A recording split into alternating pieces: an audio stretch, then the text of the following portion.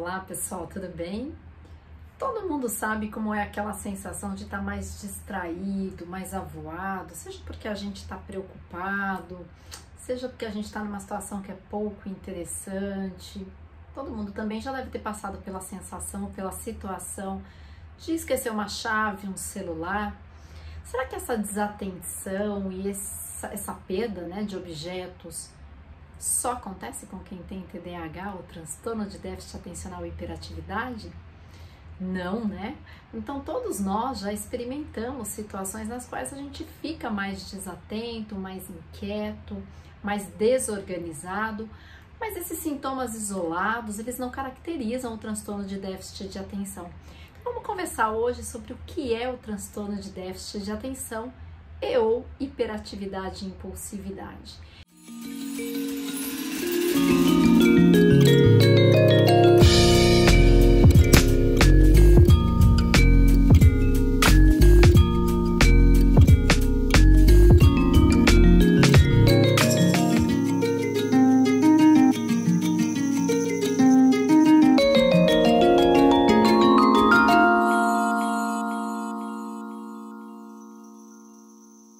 Esse é um transtorno, né, do neurodesenvolvimento. Quando a gente fala que é um transtorno do neurodesenvolvimento, significa que é um transtorno que vai aparecer em fases muito precoces, né, na infância, geralmente antes dessa criança ir para a escola. O que acontece é que muitas vezes alguns sintomas são negligenciados e o diagnóstico não é feito.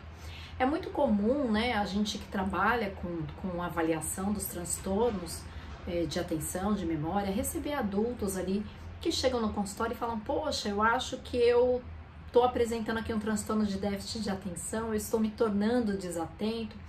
Quando isso aparece apenas na vida adulta, possivelmente esses sintomas são decorrentes de outras condições. Então, o que eu quero dizer com isso é que a gente pode, de fato, estar desatento por outros motivos. Então, algumas coisas que dificultam ou que prejudicam a nossa atenção são, por exemplo, ansiedade, consumo de álcool, prejuízos no nosso sono, né? Quando a gente não tem um sono ali adequado, a gente vai ficar mais desatento, né? Com o nível de alerta mais reduzido no dia seguinte.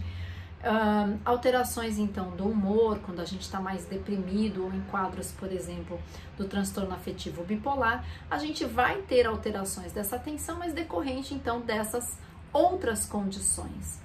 A gente vai falar em TDAH, é a sigla então, né, para o transtorno de déficit de atenção, quando a gente fala de uma condição então que se iniciou na infância, né? Então é um quadro que vai abrir durante ali o período do neurodesenvolvimento. Então o que caracteriza o TDAH? Não é apenas um sintoma, não é uma desatenção que ocorre de vez em quando. Então a gente tem aí diferenças, né, de manifestações do TDAH. A gente vai ter um tipo predominantemente desatento ou desorganizado, e a gente pode ter também o TDAH desatento com a combinação então da hiperatividade e impulsividade. Então vamos falar um pouquinho dos sintomas da desatenção, né? O que caracteriza então a desatenção e a desorganização. Então uma dificuldade de prestar atenção a detalhes, erra por descuido. Olha, prova objetiva para quem tem TDAH é uma tortura, porque se tem aquelas alternativas do tipo exceto, marque apenas o que não corresponde, isso é super difícil, né, para quem tem TDAH. Por quê?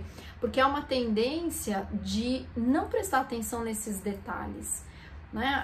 Às vezes uma mudança ali no ambiente, às vezes a pessoa muda algumas coisas dentro de casa e a pessoa que tem TDAH chega e nem percebe. É uma dificuldade mesmo, então, de prestar atenção a detalhes, erro por descuido. Quando eu falo da desorganização, então, perder objetos com facilidades, né? Aquelas pessoas que esquecem a chave, esquecem a carteira, esquecem o carregador, em todos os lugares por onde ela passa e com frequência. Aí a gente diz assim, são os esquecidos. Não, esses são os desatentos, os desorganizados, né? Que não prestam atenção, então, ao que eles estão fazendo. Tem também uma dificuldade importante no planejamento. Então, quando eles vão começar ali em criança, a gente vê muito isso, né? Vai começar um trabalho escolar. Então, ao invés de fazer ali a busca, o que eles vão precisar, os materiais, eles já querem começar a executar, mas nem começaram ainda a pesquisa. Então, uma dificuldade no começo, meio e fim para executar bem uma tarefa. A gente vai ver também uma dificuldade que é muito comum a gente chamar de procrastinação, que é uma dificuldade da automotivação, então de se engajar numa atividade e concluir essa atividade. Então há uma dificuldade muito grande para quem tem transtorno do déficit de atenção de iniciar uma tarefa, mas mais do que isso, de concluir uma tarefa também, principalmente as tarefas que são mais longas, que exigem maior esforço mental, então eles se cansam com mais facilidade. E uma coisa que eu quero chamar a atenção, esse cansaço aí mental, não é porque as pessoas que têm TDAH têm menos potencial intelectual ou menos inteligência, né? Em geral, a inteligência é preservada e às vezes tem até ali quando a gente faz uma avaliação intelectual, um nível bom, bastante bom, do ponto de vista da inteligência. Mas essa dificuldade, né, de se engajar é muito mais, ou de concluir uma tarefa, é muito mais porque se torna cansativo, monótono. E para quem tem TDAH isso é muito difícil, né? Então ficar numa tarefa que exige ali um grande esforço mental e por um tempo muito longo. E aí algumas pessoas dizem assim: ah, Simone, mas olha, eu conheço pessoas que têm TDAH, que têm o diagnóstico de TDAH, mas elas não prestam atenção porque elas não querem. Porque para aquilo que elas querem prestar atenção, prestam atenção. Prestam tanta atenção que se tiver ali num jogo de computador e a gente fala com eles, olha, parece que são surdos, parece que não estão nem ouvindo. Então essa é uma outra característica, né? São pessoas que você às vezes fala e parece que elas não estão te ouvindo, apesar de elas terem boa acuidade ali auditiva, boa audição, mas é porque elas estão ali mais dispersas, mais desatentas, né? Elas têm boa capacidade auditiva, mas elas não estão prestando atenção a esses estímulos externos. E essa questão de prestar atenção ao que se gosta é uma característica do TDAH. Então, aquilo que eles gostam, aquilo que é interessante, eles se engajam mesmo. A dificuldade está justamente, e aí é que vem a dificuldade do transtorno, a dificuldade de prestar atenção para os outros demais estímulos e estímulos cotidianos, coisas do dia a dia, da vida cotidiana, e que eles não estão aí muito interessados, por mais que eles desejem manter esse foco atencional, eles não conseguem, né? Por mais que eles desejem, eles não conseguem.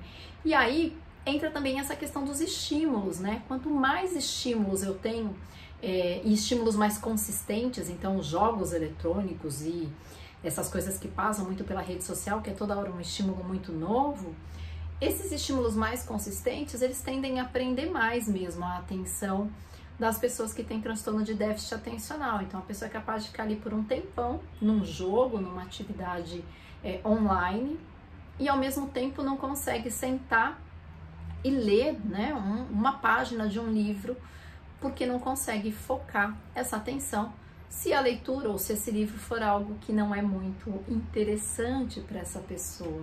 Então, se a gente for pensar na infância, né, como isso repercute? Isso aparece muito com dificuldades acadêmicas, porque você imagina, a pessoa tem dificuldade de sentar, de conseguir estudar, por exemplo, a matéria que vai cair na prova, né? Imagina uma criança ali na fase de alfabetização, por exemplo, né? Que ela precisa estar muito atenta aos fonemas, às letras, e aí na hora de fazer provas, né? A gente tem um modelo aí educacional, né? De provas e erra por descuido e não consegue prestar ali atenção aos detalhes de uma prova, então muitas vezes a gente vai observar um prejuízo acadêmico, e eu volto a falar, esse prejuízo não é por falta de inteligência, é uma dificuldade de fato pela desatenção, e aí a gente tem outros componentes também, né? Então o componente da hiperatividade e impulsividade.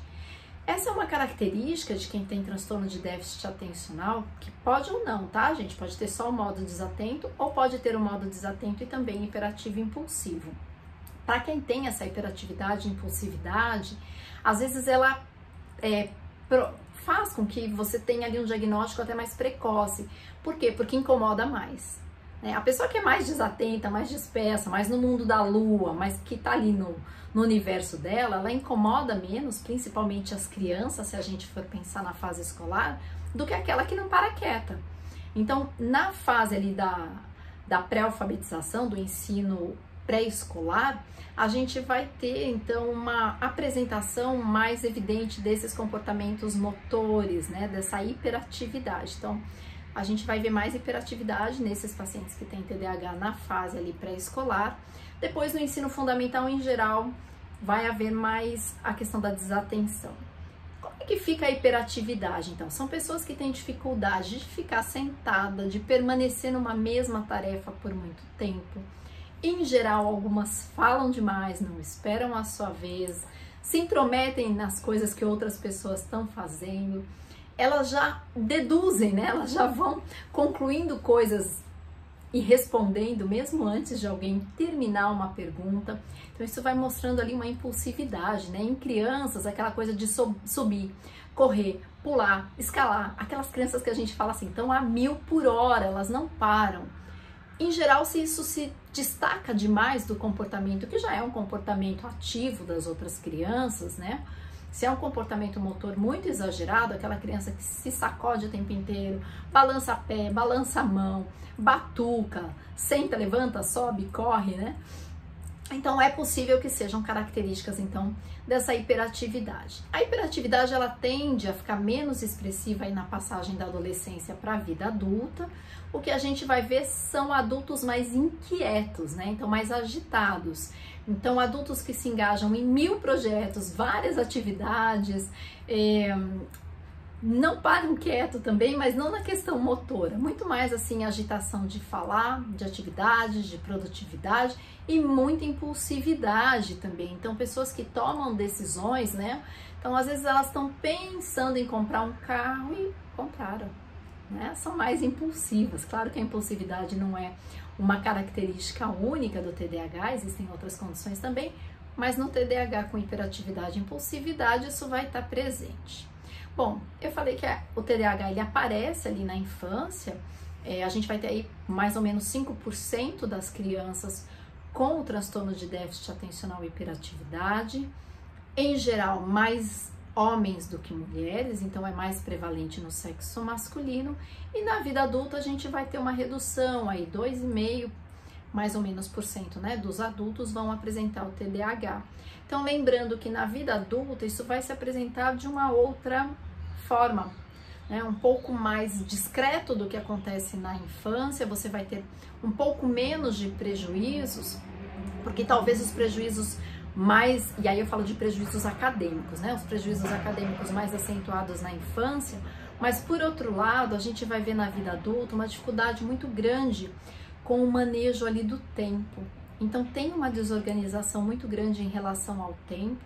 Eu ouço com bastante frequência, né, os pacientes falarem, nossa, eu começo ali o meu café da manhã, tô ali determinado a começar um trabalho às 9 horas e quando eu vejo já são 10 horas, eu não tinha me dado conta dessa passagem do tempo porque se distraiu com uma outra coisa.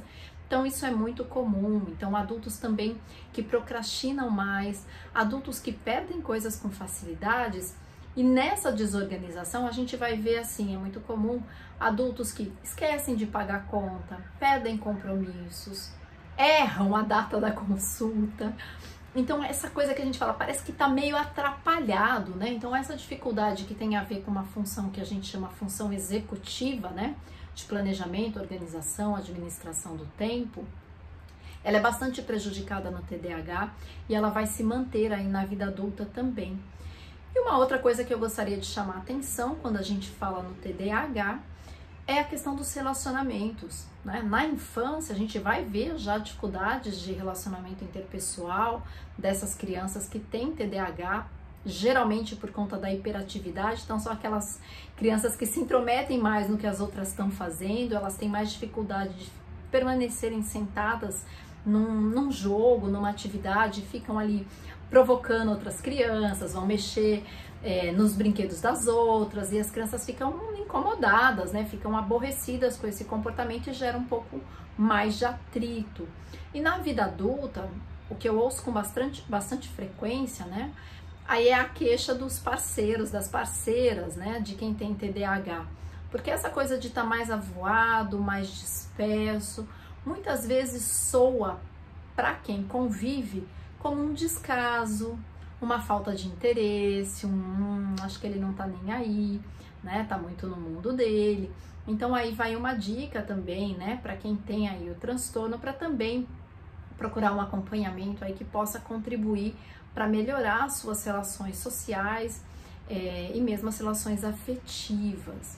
E quando a gente fala do tratamento, o tratamento para o TDAH, ele é combinado, né? Então pode ser medicamentoso, e aí é uma análise do profissional, do médico que vai acompanhar esse paciente. Existem critérios, né, para a questão da medicação e também a psicoterapia. E nesse caso a psicoterapia vai trabalhar o quê?